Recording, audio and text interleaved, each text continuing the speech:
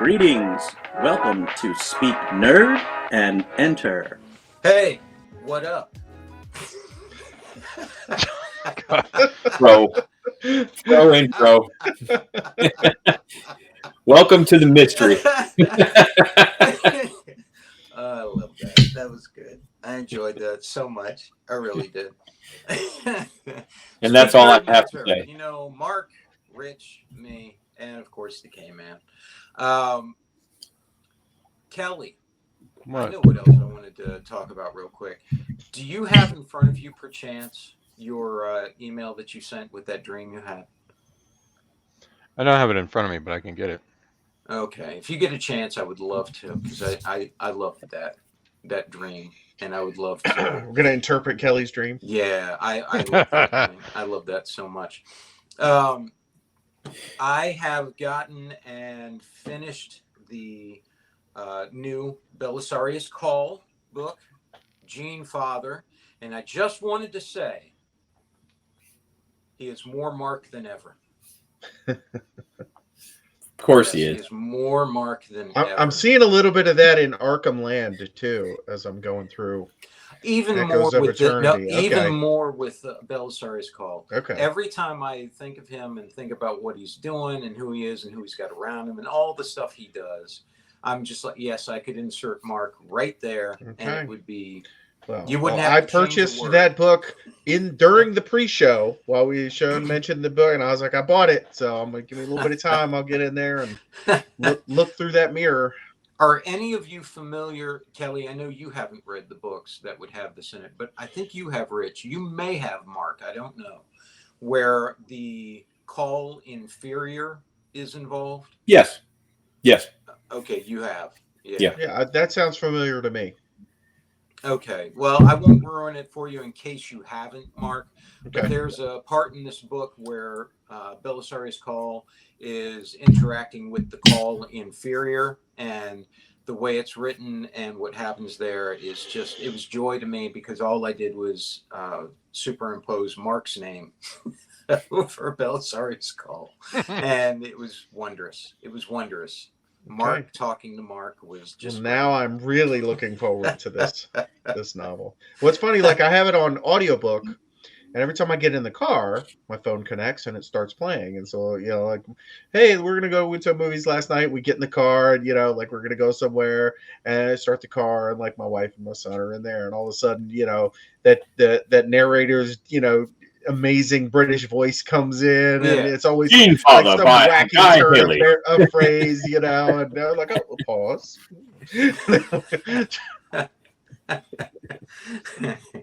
But I was looking at that, or excuse me, I was listening to that, and I was thinking to myself about something that that I wanted to get you guys' opinion on. And I think I've mentioned this to a couple of you maybe before, but I've had a couple people push back on it some and that kind of thing. My thought is, with people that have such what they call self-confidence in themselves, right? There's your segue, right? From one to the other. There you go. Such confidence in themselves. I have posited for a long time, because I've thought about this, that self-confidence does not actually exist. It's not a real thing. That it's a lie that people tell themselves because they're too afraid to face the fear that they truly feel about whatever it is they're going to be confronting, and the possibility that they may not be able to do it. And so they tell themselves, oh, you're going to do it. You're absolutely going to do it. They psych themselves up, as they say, right? But it has no real effect on the outcome. You can psych yourself up as much as you want. You can actually psych yourself down as much as you want. And it's still going to play out however it's going to play out.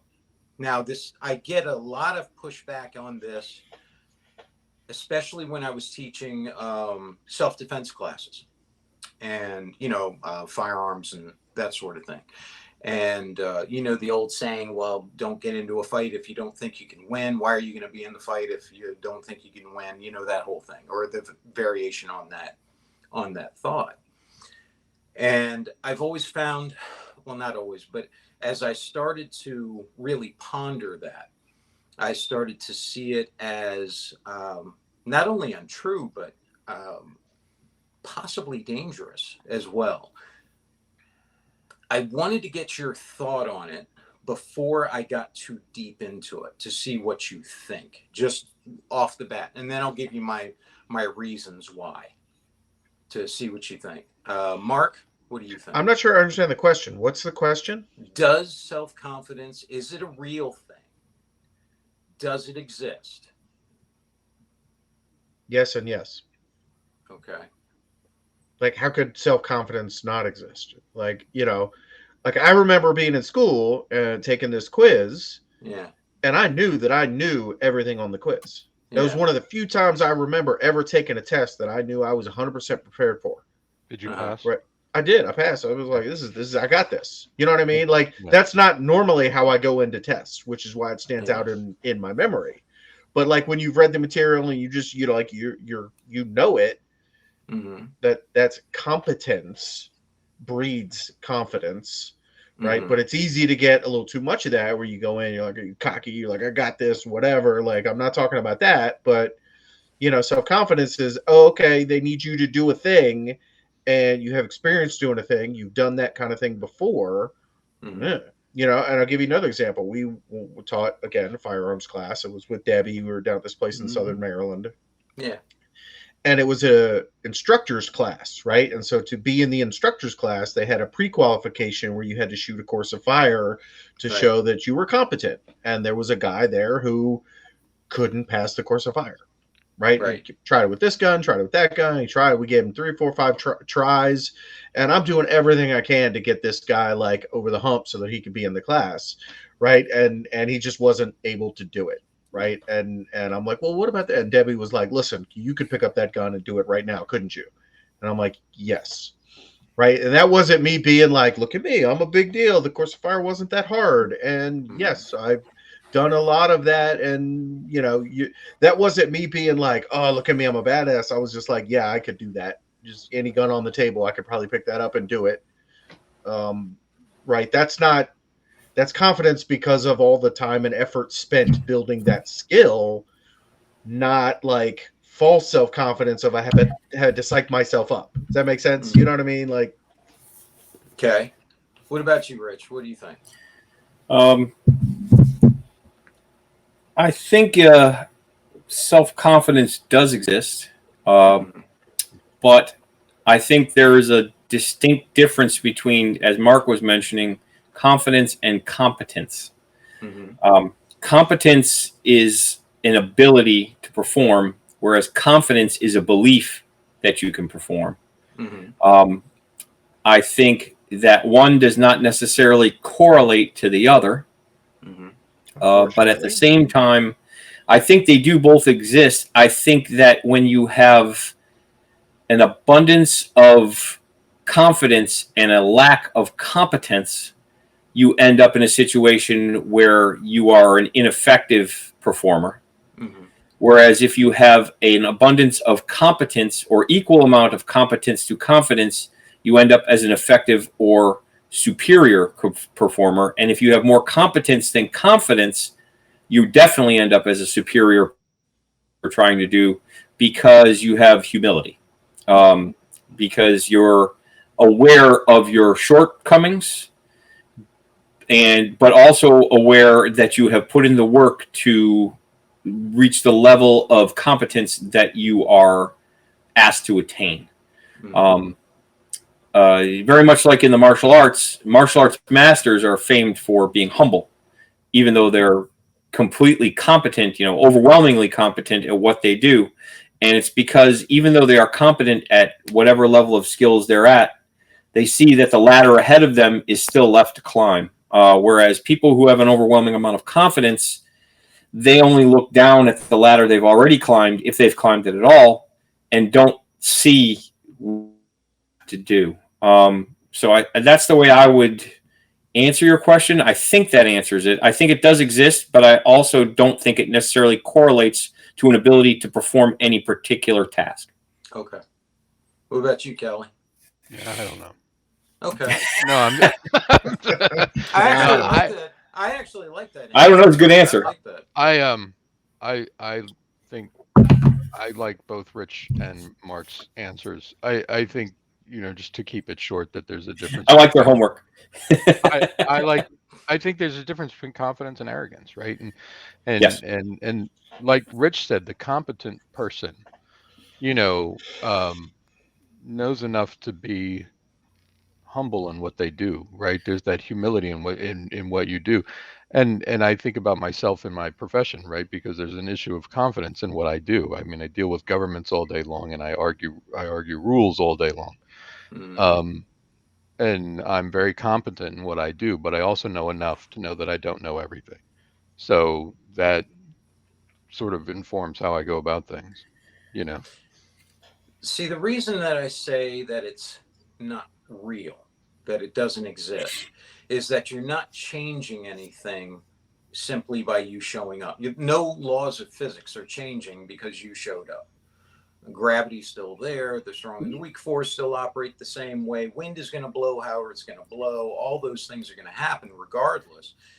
What you can bring to something is, of course, as you say, competence. But I think people conflate competence and determination, as well as self worth, with self confidence. Mhm. I think what most people think of as self confidence is actually them trying to plaster over a lack of self worth for what they're about to do. And that most of the people I've seen, because as you know, I've done a lot of training for people in high stress situations and all that stuff. And I've seen a lot of them try to psych themselves up. I've seen a lot of them psych themselves down. I've seen a lot of them doing anywheres along that curve. And I have never seen it make a difference in how it turned out. I've seen just as many who were certain they were going to fail go in and pass as those who were certain they were going to pass go in and fail. And it made no difference. And I came to a realization that in order to become your best self with that, you have to understand none of that matters. And if you understand that what you're going to do has to be done anyway, whether you wanted to do it or not, whether you're going to succeed or not, this is what you have to do, then free yourself from all that so that you're not worried about the outcome. You're worried about doing the best that you can do with it in that moment. If you can focus on that, then you're going to have your best chance at doing your best rather than going in with the idea that, okay, I've got this. This is done. I'm going to do it. No failure. Failure is not an option. How many times have you heard that? Right. And as soon as you go in and start to fail, well, suddenly that foundation fractures and just falls away. And I've seen plenty of people do that, where as soon as things start to not go to that plan, well, then all that confidence they had just evaporates, goes away, as opposed to going in without caring, without wanting one or the other, and focusing simply on what you're doing. I think self-determination is vitally important, that you're going to keep at it. I've often told, like we were talking about the Navy SEALs beforehand, the ones that we know and that sort of thing. I remember having a discussion with Trey about this. His name was Jeff. That was my buddy's name.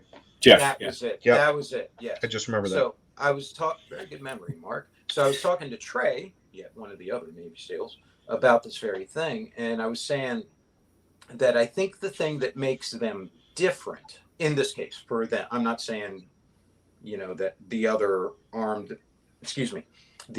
of the military are not in the same way, not at all. But the thing that makes them different is their willingness to endure, to continue on and keep going and keep going and keep going for as long as they possibly can and give everything they've got to it. That's what I think makes the difference. Does that make sense? Yeah. That's what I'm saying. I've seen the fight with Brian Shaw and Hafthor Bjornsson. And Hafthor was sitting there in the pre-fight thing, being fairly calm. I mean, he lost his temper a little bit in a few places, sure, but he kept himself fairly calm and fairly even. Brian Shaw was going on and on and on about how I'm going to knock you down. He's going to own him, all this stuff and everything. Get into the ring, boom, Brian Shaw loses. So another way to state what you're saying, let's use these fighters as an example. Okay. They always come out and put a mic in their face and be like, "Oh, what's going to happen?" Right? And I don't think a lot of the fighters are like, "Well, we'll see. I hope I win." No, they're always talking themselves up like they're going to win and conquer and going to beat the other guy. Part of that is the show, right? I get it. It's showmanship. It's business. Do you expect someone to come out there and not talk about how they're going to win, or that has no bearing on how the fight's going to go? Is that what I'm hearing? I don't think it does have a bearing on it. My point with it was that, as I was saying, Hafthor was much more reserved. Mm-hmm. Much more reserved. In a couple places, he started to lose his temper, but he was much more reserved. Brian was being very, very demonstrative in how he was going to mop the floor with him, and what he was going to do and all of that. And you've seen that play out many times. You see it play out all the time in any competitive sport. As an example, if it made that much of a difference or any difference, then no one would win. No one would lose, because it would all come to a tie, because both of them would have as much self-confidence. And I asked people in classes when they would disagree with this, and I would say, have you lost before then?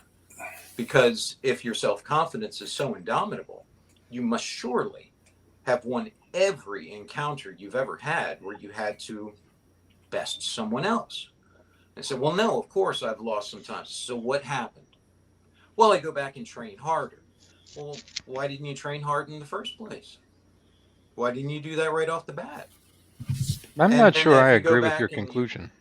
I know. I'm sure. Why wouldn't you train as hard as you possibly could in the first place then, and then go in and win?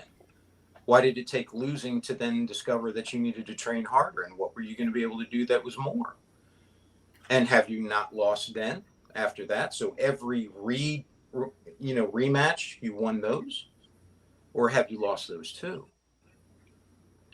This is what I'm saying, is that it doesn't determine that, and you can free yourself to be the best that you can be in that moment by not expecting one or the other, by not expecting yourself to lose or to win, but understanding that there is one thing you can do, which is what you can do. You can't do more, you can't do less. You have to do what you can do in that moment. And if you're distracting yourself from it one way or the other by trying to psych yourself up or down, it doesn't serve you. Does that make sense? It does. I'm with Kelly, though. I'm not sure I'm buying that. I think that goes completely against human nature, not to have an expectation of, like, you don't go into a business meeting going, man, really, I hope this presentation goes well, like internally. Of course you're going to want to have all of that kind of thing. Not at all. I have gone into plenty of situations, not caring specifically because of this. When I would go to classes and do calls. No, I hear what you're saying there too, because I've made the pitch, whatever the pitch is, where you're like, okay, well, I'm going to pitch this guy on the thing, and if it works, great, and if it doesn't, there's always somebody else that can get the next pitch, right? You know what I mean? And so from a sales standpoint, I didn't sell something to you, but there's a lot of potential customers out there. So I get that side of it as well, where you're not, focused on the, man, if this sale doesn't go through, okay, is your life over? It's like sometimes I'll watch that show, The Voice, right? Where people come on and they're going to sing for the people or whatever. And I'm amazed at how many people go, oh man, I never expected this to happen. I'm like, time out. Wait a second. You applied to be on this show. You went through some stuff that we haven't seen, where you had to sing for some people to determine if you were good enough to get to the point where you're actually on camera singing, for the people in the chair. I'm like, of course you expected it, right? That's what you wanted. That's why you're here. So like that always rang a little hollow to me. And then other people will be like, oh, this is my shot. This is the only shot I'm going to ever have. And I'm like, that's the wrong attitude, because if this is what you want to do, if this works out, great. But if this doesn't work out, that's not going to stop you. You know what I'm saying? Like, go to plan B. But Right. that's what I'm talking about with self-determination. Determination and confidence got nothing really to do with each other. Determination is I'm going to keep at it. I'm going to keep going because this is what I like doing. This is what I want to do, right? Whether I succeed at it or not is almost immaterial. What you're trying to do is your best, and you keep doing what you enjoy doing because that's what you want to do. That's what I'm saying with that. With the to take it to the other aspect, when I would go and shoot a qual, for instance, I got to the point where I didn't care whether I passed or not. I cared, did I do my part? Did I do my best? Right? That's what it came down to. Not the fear of losing, not the hope of winning or any of that, but rather doing my part. And so I honestly believe that's why I was able to shoot all those 250s and doing everything left-handed or right-handed. Didn't matter. You know, one-handed, all that stuff. Didn't make a difference. Still got 250. And I would do it in front of 50 people at a time, right? Because it didn't matter if I didn't do it. And it didn't matter if I did. It's just what it was. This is what I'm not changing any laws of physics because I showed up. No, but you're saying. changing your performance. Physics is one thing, performance is another. But how am I changing my performance if I don't Because care? if you know what you're doing and you believe in yourself, then Now, you're going to put your best on the table. now you said a part there that I agree with. If I know what I'm doing, if I'm competent, and I agree with you, competence is important. Competence makes a difference. Now, I will be the first to admit I'd rather be lucky than good, right? Absolutely, I'd rather be lucky than good. But competence does make a difference. My belief in me doesn't. That makes no difference at all. My competence in it does. Well, I'm seeing people in my particular profession, for everybody, for the three people who watch this, I work in international trade. So I know a lot of people who have a great deal of knowledge. They know what they're doing. They've been doing it for years and years and years. They have no belief in themselves. And it's paralyzing to them because they don't believe in themselves, because they're so afraid of being wrong.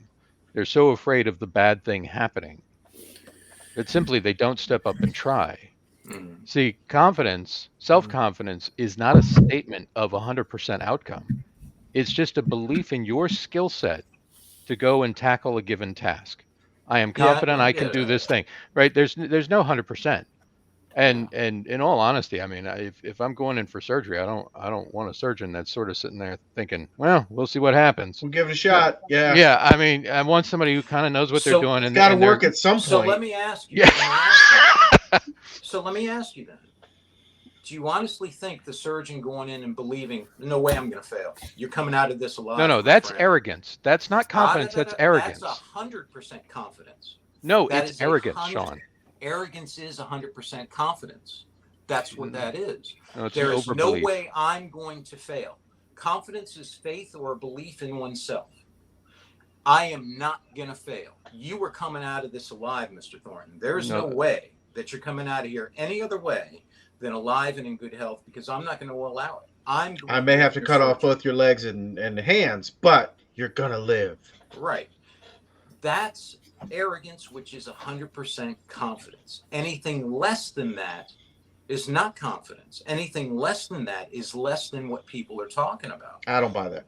I think you're creating a straw man in this case. No, not at all. Like 100% accurate. Anything less, I'm like, there's too many absolutes in what you're saying. No, I want a surgeon who is confident, right? And confidence comes with, I've done this a bunch of times. You want a surgeon I know what I'm doing. Competent, Mark, not confident. Competent. If you make it sound like those two are not related, they're absolutely related. No, they are. Not at all. Oh no, I disagree with that. They're definitely related. No, not at all. Not at all. You're telling me that someone cannot be an absolute whiz, a physical miracle in a given aspect, regardless of whether they feel they're good at it or not. Okay. Right? And? Right? someone can be extremely competent and have low confidence, just like someone can have high confidence and be Right. incompetent. That's what imposter syndrome is. Like, Yeah. No. That's what I'm saying. Someone can be absolutely gifted in a specific aspect and have no confidence at all, right? Yeah, but yes, they are. But that person also, let me finish. That person also has another issue because they don't understand the relationship between confidence and competence. There is a relationship in a person who is functional. And a person who is non-functional. Bear with me, because I get what you're saying. I don't think you understand what I'm saying. Okay. You're talking about the absence of confidence being the same as being not confident. And No. That's not what I'm saying. No. That's not what I'm saying. What I'm saying is, because you're saying there's a relationship between the two. There's a relationship, yes. What I'm saying is you can accomplish the same thing with that neutral attitude. With that attitude that, Mr. Thornton, I've got to do surgery on this guy, right? Yes. So the outcome doesn't matter. What matters is I do my part. Yes, but then at that point, your confidence is equal to your competence. You are competent, and your confidence is neutralized by the amount of competency you accept. So you understand your competence. Yeah. And your confidence, it doesn't mean you have a lack of confidence. It doesn't mean you have no confidence. You have confidence in your current level of competency. The outcome is not related to your confidence or competence. Absolutely, the outcome. The outcome is related to your competence, not your confidence. No. Okay? It is. That's what I'm saying. Is people relate the two. Now, I agree with you. Okay. I wish you could see my hands. I agree with you that competence is related to the outcome. Competence is. Confidence is not. Competence is. Knife hand. Your actual ability. Your actual ability to do a thing, that's what determines it. Your thought as to whether you can do a thing does not. Yeah, well, the outcome is determined by your competence, not your confidence. Your competence always determines the outcome. Your confidence is irrelevant. Correct.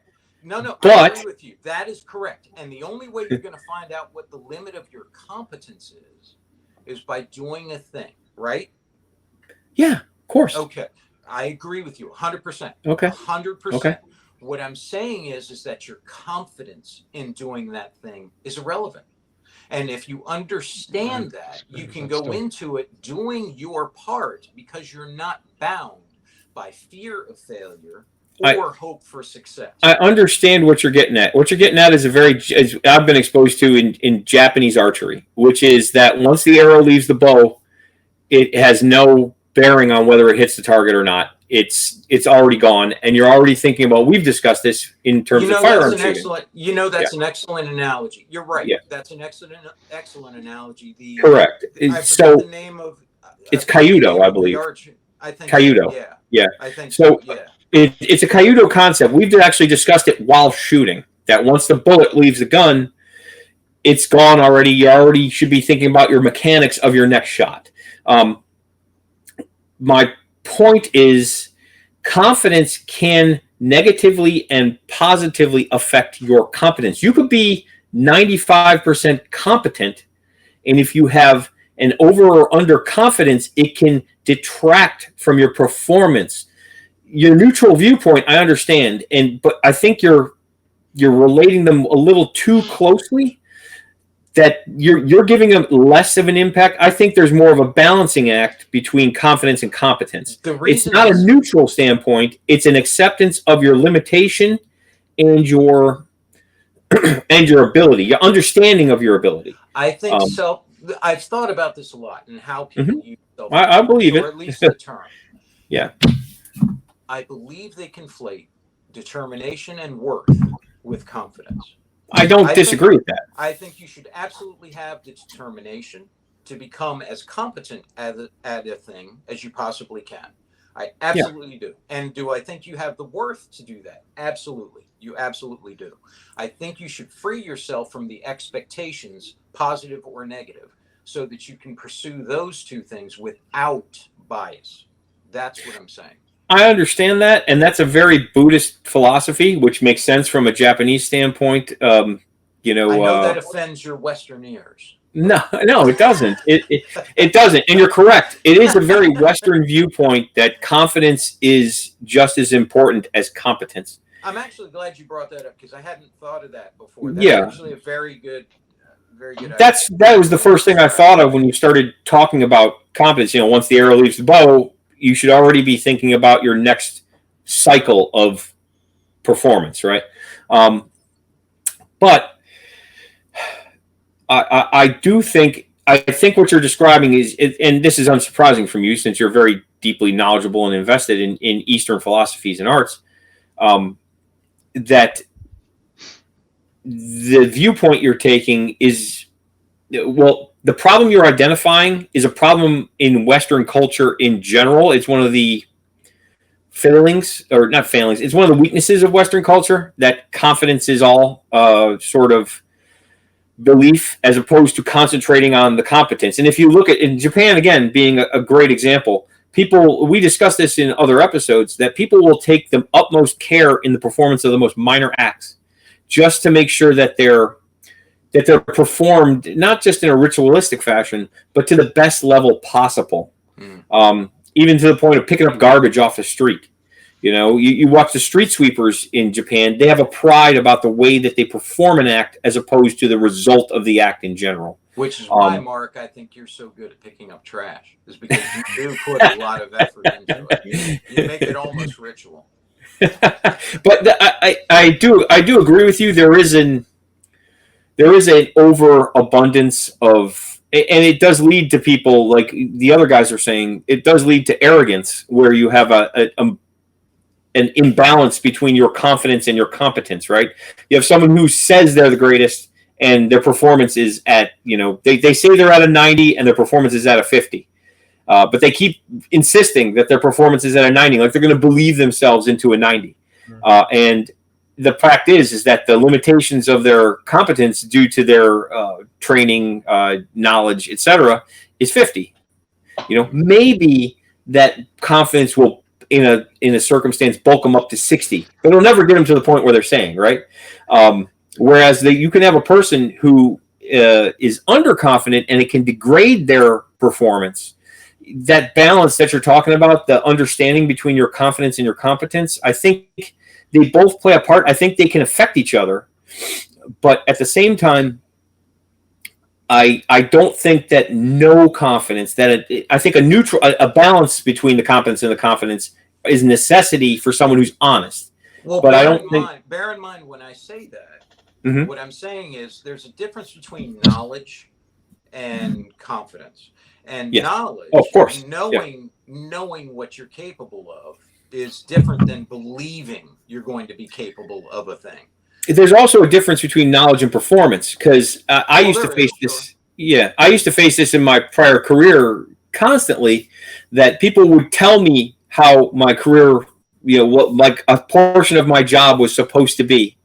And they had all sorts of knowledge that they claimed from other sources, but they've never done the act, right? So they felt that their learned knowledge was superior to my on-the-ground performance knowledge. And I disagree. I think performance knowledge almost always tops learned knowledge, and the ultimate is having a great amount of learned knowledge and a great amount of performance knowledge combined. So you have someone who cares enough about what they're performing that they look into the history, other people's methods, other sorts of things. Well, that's the best way. I'll tell you where it came where it became important to me was in teaching those classes. Yes. Because as you're teaching your students that you have to believe you're going to win every fight you're in, right? And I know, as a matter of fact, that ain't happening, And if you tell someone something like that, it's a disservice, especially if it would be tactically prudent for them not to. If it would be tactically prudent for them to find some other avenue rather than doing so. As a matter of fact, to the exclusion of almost everything else, right? Because there are some that you should not go into thinking, okay, I'm going to win this. You should think instead, I need to find every possible way to get out of this, even ways that other people would think, no, I shouldn't do that, right? You should, in some instances, understand this is not a winnable situation. You can have as much confidence as you want. This ain't going to happen, And that's when I started to think about it. And I was like, it might be helpful to be honest with people and tell them to a realistic way of understanding how to evaluate such an outcome or the possibilities. Does that make sense? It does. What you're describing to me is one of the issues I have with people who talk about equality versus equity, right? So the issue is, you have the 5 foot tall person who's asked without the assistance of a ladder to reach something on top of the 6.5 foot tall shelf. And then you have the 7 foot person who grabs it off the top of the shelf. The person at 5 feet is just never, without assistance, going to be able to reach that thing on the top shelf, right? Whereas Unless the person, cat. but even so. But my point being, all things being equal, there are certain tasks which require a level of inherent ability or assistance, right? But the idea that every time. I like this. person is 5, huh? No, you froze up. Like Go back, everything again. Everything after every time. Okay, so the idea that a person who is 6.5 foot tall has an equal amount of performance in that task to reach the top shelf as the person who's 5 feet tall is ludicrous. Why you got to bring him into it? Huh? Why you got to bring him into it? Every time, bringing ludicrous in. But my point being that they both have the equal opportunity, but their performance is going to vary based on the factors. The universe isn't going to change for them, no matter how confident that 5 foot tall guy is. Yeah. He doesn't matter. He's not able to perform that task without assistance. Yeah. So their performance is based on the nature. All performance is based on the rules of reality, right? And I think that an overabundance of confidence causes people to misjudge the reality of the situation that they're working in. It's something I think about a lot because I meet a lot of people who say one thing and do another because they're not able to, and the reason why they aren't able to isn't because they aren't confident they can do it. It's because they either haven't practiced, don't know it, or aren't in the right physical shape to perform the act that they're doing. Right? So it's personally attacked. No, I'm not talking about you. Because if we were talking about eating donuts, you'd be the king. Mark, there is no amount of donuts you can't eat. My wife got me an eclair this morning that's waiting for me when we wrap the show. Yeah. In defense of you, Mark, I enjoy your self-confidence so much because it is so entertaining to watch. And there is, even with you, there is not even a small amount, there is a large amount of self-awareness of the incredibly self-deprecation, ridiculous self-confidence that you have, that it transcends to enjoyment. That's why that's why I equate you with that character Belisarius Call, as a matter of fact. Or Master. And it all leads back to Paul. Master Chick is the perfect example of who you are, Mark. Absolutely confident in everything he's going to do, regardless of the outcome. Doesn't matter. And even when it's not the outcome he wanted, never happened. Happened. Or it was someone else's fault, right? Usually it's someone else's fault. That's having a negative viewpoint, even of a doomed mission, it's not productive.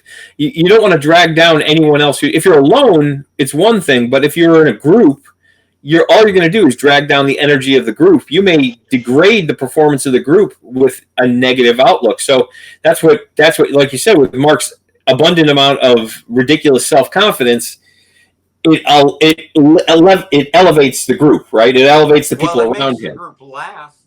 Yeah, well, that's elevation. That's funny, but I mean, that's what I mean. Is it elevates the energy of the group? We can laugh on our way to that impact, but But you're talking about now we're getting into group dynamics as opposed to personal dynamics, which is not what I think you're talking about. Just so you know, I really don't care if someone has an uber abundant amount of self-confidence or anything. I really don't care.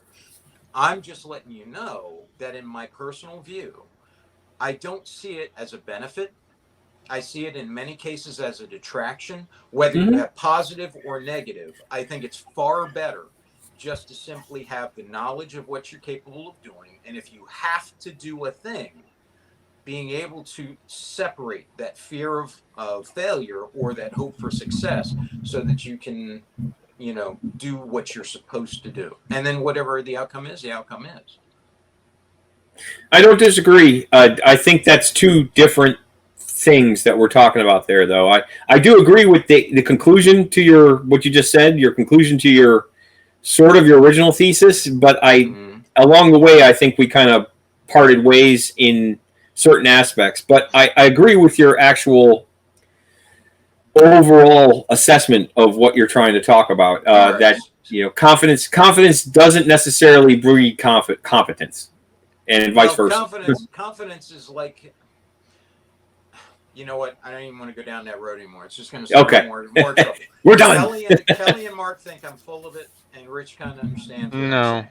I don't think you're full of it. I just think I think that you're confusing a couple things in the discussion. Yeah, I think there's a couple of departures along the way, but I think you're trying to argue two different arguments at once.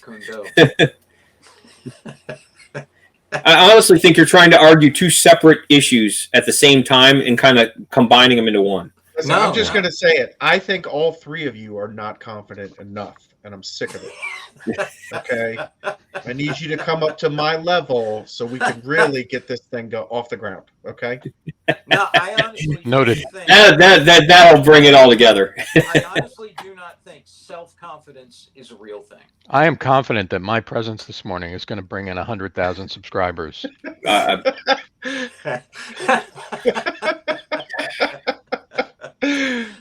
And just like that, Sean's point was validated. There's a whole bunch of old maxims and idioms that we can pull in. Hope springs eternal, and all sorts of other things. I thought you meant the magazine. No, well, there is that too. Yes, whole bunch of old magazines we can bring in. Old maxims. Kelly, did you find that dream? Yeah, I got it. Yeah. My brother Kelly, man, he had a dream that was very prescient, and I found very enlightening. And it built my non-existent confidence just listening to it. And so I was hoping that he could do an author's reading of his dream that he had the other night. Kelly, if you don't mind. Which he promptly emailed to us. Yes. I did. Well, I had to tell somebody. Right. You can't say something like this. I can understand that. There's no way after reading that I thought, he could have kept that to himself. Right. Now let's set the stage. Okay. Sean, Kelly, and I have known each other since before kindergarten. We've known each other that long. Our friend Paul, we've known just as long. So he's another one of like the four of us and my brother and a couple other people. Like, we've been friends forever. And I would say our friend Paul figures in this dream, but he's like one of our oldest friends. I would say we're family, to be honest. Yeah. I really would. I know people throw that around a lot, but I honestly believe that each one of us would consider, if you asked, would you consider that person a brother? I mean, a true brother. I think we would say that. I think we absolutely would. I would. Both of you more than I like my twin brother, to be clear. I do. He's a bit of a jerk, doesn't have as much confidence. It's a turn off. Yeah, I don't know. Kidding, Mike. I'm kidding. Mike, like he's not going to know. No, he might be one of our 4 listeners. I can never tell. So I doubt it.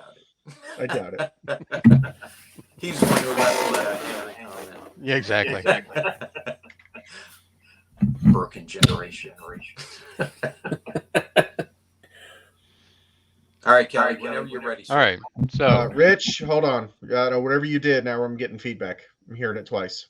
Really? Yeah. That means you get to hear what I'm saying twice. I don't hear it now. Do you hear anything now? No. I hear you. All right, try it again. I don't hear it now. Go ahead. I didn't say anything, so. Quick, while it's all cool before it pisses the emperor off again. A dream I just had by the K-Man. I was taking a nap and had a dream that Paul had died. In the dream, Paul's demise was sudden and unexpected. Just shortly before, he had sent Sean and I a new video game, something about Space Marines versus zombies. I was bitching about the game and Paul's unavailability to play when Sean revealed that Paul couldn't play because he died.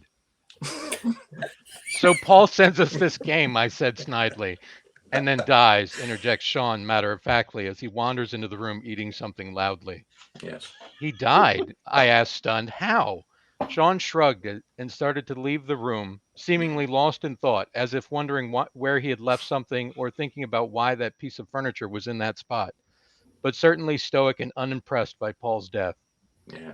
I asked, how? Sean simply stated, don't know, heard about it from Mom, as he finished the long process of leaving the room. Why the hell she would know? I know. I can do this. I then found myself outside. I then found myself outside in what appeared to be the front yard in a cul-de-sac. Paul's funeral was going to begin, and I know this because his funeral had Anderson Cooper and Jake Tapper from CNN providing commentary. Best funeral ever. They pointed out that his mom also died shortly after Paul, or was it at the same time? I can't remember. She certainly did not die from the same cause. Jake Tapper commented on how Mr. Desjardins, a name he couldn't pronounce well, was a respected U.S. government official, but I couldn't gather what agency he worked for. Nevertheless, the caskets arrived. Most of Mark's siblings were there, and a smattering of people from the neighborhood. Paul's mom's casket was unloaded first and sort of rolled on a trolley cart as it was on into the front yard by the curb. Paul's casket was second and was just left near the end of the driveway. Another truck arrived that had a side door that opened to expose a raging inferno inside. Anderson and Jake commented that the caskets, by tradition, would have to be burned, but that by tradition, they first had to be made to fit. At that point, a giant mechanical hand rose up from beneath Paul's casket and began to crush it like an aluminum can. Harsh, said Anderson Cooper. Jake Tapper said something to the effect of, they have to get it to fit for the ceremonial burning. I then walked to the house and leaned my forehead against the house and slapped my hand against the exterior, trying to give my grief a way out. One of Mark's sisters looked at me with an expression that seemed to wonder why I was being so dramatic. Then I woke up. I'm guessing it was Jen. Kelly, that was amazing. Yeah. And I just want to say, in the Bible where it says, make yourself as the small children, that is how you make yourself as the small children. That is a dream that a good 5-year-old boy would have about a funeral for their friend. That is brilliant. That is brilliant. Paul, you will be missed. You will be. You will. Oh, that's right. I forgot about that. Yeah, Paul. I hope you're watching this too. And for the record, Paul lives in Canada and is not a U.S. government official. No. No. But his dad was. What does his dad do for work? His dad did work for the Census Bureau. Oh, okay. Oh, all right. That's why when I read that, I thought, Paul's dad? Is that what that's about? But yeah, no, he was thinking of Paul himself. I can only hope that. No offense to Paul's dad, but if that's where that came from in my memory, dude, we were digging deep. We were subconsciously we were digging real deep, man. Yeah, I love that dream. That's a beautiful dream. I like that Anderson Cooper and Jake Tapper were providing commentary. Yeah, Kelly, what's going on with you and CNN? I mean, the detail. I love the realistic commentary, like Harsh. That was great. Yeah. Harsh. Yeah. Harsh. Yeah. I can see that. I can see that on TV. Paul's a coffin at the end of the driveway getting crushed by a robotic hand. And him saying harsh. Yeah. Yeah. Little bit of Paul squeezing out the end of the coffin as they get ready to throw it into the van. Like toothpaste, right? Yeah. For burning. Yeah. Oh, Yeah. that'd be great. Oh. Yeah, dreams are so weird. You know what I mean? You're like, oh, I'm in this one place, but it was like another place, and then it turns into this thing, and oh man, there's so much to unpack there about just how the reality of dreams or the physics of the way dreams work, because you're like, I was in this place and it was my house, but it's not my house and it's never been my house, but in the dream it was my house or whatever. Yeah. You know what I mean? I also like Kelly's melodramatic banging his hand against the wall. Yeah. With his head against it, like he's in some telenovela. He's Yeah. sitting there banging his head against the wall or his hand against the wall. It was like in Planet of the Apes. Grief out. That's Yeah. what it was like. It was like No! Planet of the Apes. They blew it up. You son of a bitch! Man, that's an amazing dream, Kelly. That is the best. It was To awesome. keep that. You have to keep that. It was interesting to wake up from that, and kind of be depressed thinking Paul had died and then start laughing at the absurdity of everything that had just happened. We can only hope that Paul's demise is met with this level of entertainment. Yeah. Paul, Yeah, there you no. go. I mean, put those into motion for your Yeah. end of life plans. I was Mhm. going to say, Paul needs to make that part of his will, being crushed by a robot hand and thrown into a burning van, an inferno on the inside of a van. Oh, that would be amazing. Just be a van doused in lighter fluid.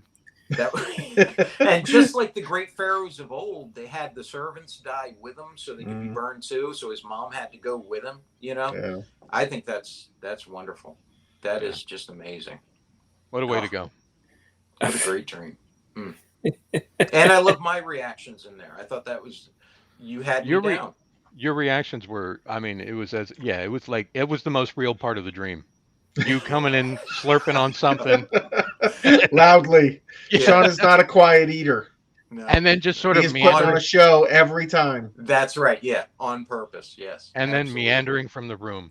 That whole bit about like wondering why that piece of furniture is in that spot. But without a particular I loved care. your bit, Kelly, about setting me up for that line. Paul sends us this game, and then me finishing it with, and then he ups and dies. Yeah. Yeah. That was great. Well done. Well, I, for one, am ready to play Space Marines versus Zombies. That sounds like a fun game. Doesn't it? Doesn't It that- sounds awesome, right?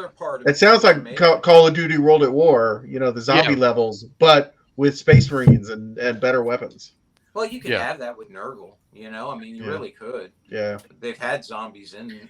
Well, that's basically the plot of the Dark Tide video game. It's a Nurgle infestation. So Yeah, but not a Space Marine in sight. Don't even pretend. no. Yeah, we're gonna play that, by the way.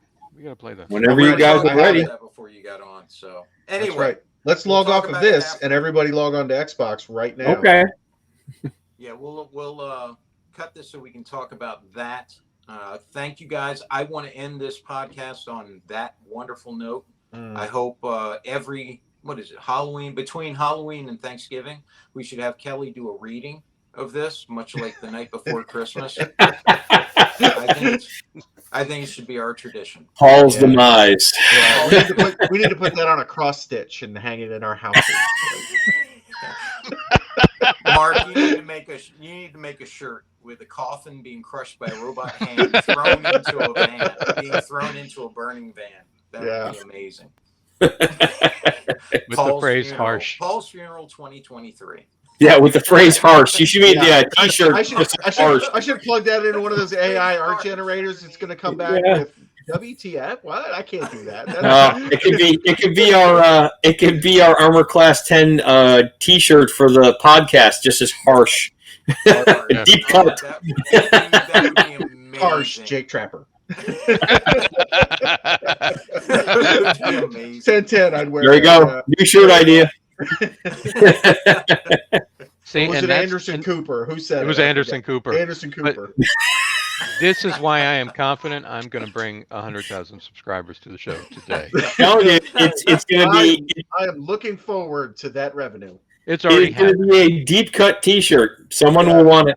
Yeah. Why does it just say harsh? Oh, there's a story. Yeah. No, my favorite T-shirts are just the ones that I made for me, and then if 3 other people want to buy it, that's fine. You Yeah. know what I mean? I'm like, Yeah. Well, you got 4 right here. yeah. Kelly, if you can keep dreaming like that, I don't care about revenue or anything. That would be payment enough. Like Desmond Doss said, if that smile was the only thing I got out of the war, I would have been well repaid. If the only thing I get out of this whole experience, meaning life, is that dream, then I will have been well repaid. Oh, and I would like to mention to our one fan, our one neutral viewer, and our one detractor that we got our first negative comment for the podcast. So thank you for pushing forward that negative comment, whoever you are. I feel like we've arrived. Yeah, we took it into consideration, and the fact that you watched enough of it to be able to comment negatively about it, it brings some warmth to my heart. So now you can understand. I think they saw the title and was like, but you can bring, anyone for our 2 fans, you now know the harsh story, and that will now be the deep cut for our the true believers, the first generation of podcast fans. Yeah. all right. And on that happy note, Yes. Well done, Kelly. Excellent, Thank you. sir. good job. Yeah, Excellent. go do your homework by taking more naps. I'm going to go do that right now. All right, guys. We'll see you next time. Bye. This concludes our Speak Nerd and Enter broadcast.